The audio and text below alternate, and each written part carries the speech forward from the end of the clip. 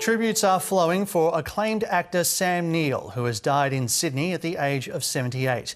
From Jurassic Park and The Piano to The Dish and Hunt for the Wilderpeople, Neill's charm and versatility won over audiences around the world for over 5 decades. To talk more about his career and legacy, I'm joined by pop culture journalist Paul Verhoeven.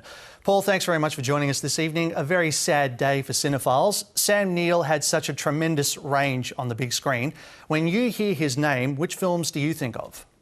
It's tricky because he's just been around my entire life. I mean, one of the first films I saw him in was the, I would say, underrated horror film Event Horizon, which, you know, that film is utterly terrifying, and yet somehow he was incredibly likable. But then in '93, he was in 2 massive films. He was in Jane Campion's The Piano and, of course, Dr. Alan Grant in Jurassic Park. I have been obsessed with dinosaurs ever since. I would challenge anybody who watched that film as a child not to have had Sam Neill basically rewrite their cinematic DNA with that role. It's incredible stuff. Absolutely. He was one of those names that Australia attempted to adopt as their own, despite being a very proud New Zealander. Talk us through his versatility and what qualities he had that led to him having that international leading man status. Well, it's interesting because he started off, you know, pretty humble beginnings. He literally changed his name from Nigel, his birth name, to Sam because there were too many Nigels at the school he went to. So he was that sort of quiet and unassuming and gentle. But basically, I think when I saw him auditioning for Bond is when I realised he had an incredibly interesting quality. So his screen test for James Bond that Timothy Dalton ended up getting cast in, you just saw this guy who was incredibly human, very subdued performances. And I think what really strikes me is that everybody seems to have loved working with him. It doesn't matter what the project was, when in his career, there seems to be a universality to how much fun it was to work with the guy. He championed a lot of productions in both New Zealand and Australia. How important was that for the local industry, and which projects from those 2 countries stand out most to you? I think they were massively important, both in New Zealand and Australia, as you mentioned. But it wasn't just, film and TV. He was also massively cause-driven. He was a fierce advocate for the environment, for fighting for causes like mining proposals that he was fighting against as recently as this year. Marine conservation was a very big deal for him. Animal welfare, refugee rights, sustainable agriculture. He got behind pretty much anything that he believed in. It's no small feat that he ended up being the leading man in a Steven Spielberg blockbuster that broke so many records. Would you say that his best-known role will always be Dr. Alan Grant in Jurassic Park? Look, possibly, but that's a pretty lovely legacy to have. I mean, I've been revisiting his films all afternoon, from The Hunt to Red October, The Hunt for the Wilderpeople, The Dish, and I do keep coming back to that hat. That incredible hat that he wore, and his smile and his charm and his energy. He got to revisit the role relatively recently, but I do think Dr. Alan Grant is a lovely legacy to have, you know? Absolutely. You went through his filmography today, so have I. He's amassed some pretty serious street cred with all the horror movies that he made. We're talking Possession, The Omen 3, In the Mouth of Madness, Event Horizon, which you mentioned. What drew him to those roles?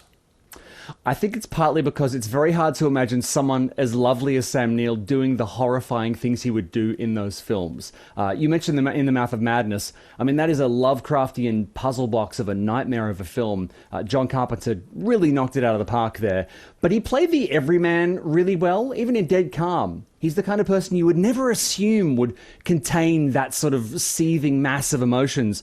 But I think just looking at Sam Neill and going, nah, he would never hurt me. And then in those films, he often did. And that's what was brilliant about them. It's just, it's that versatility, isn't it? It's just like one minute he's suave and debonair, and then the next minute he can be sort of like, he has an everyman quality as well, doesn't he?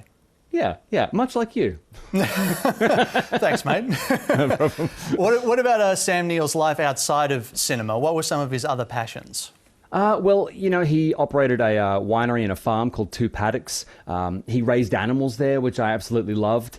And one of the things I loved was that he would name animals at the farm after people he enjoyed working with.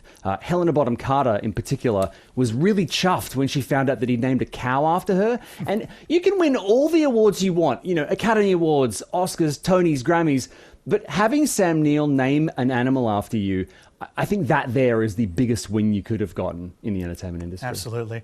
Now, the news of his death obviously came as a shock to a lot of people, particularly after declaring himself cancer-free following extensive treatment.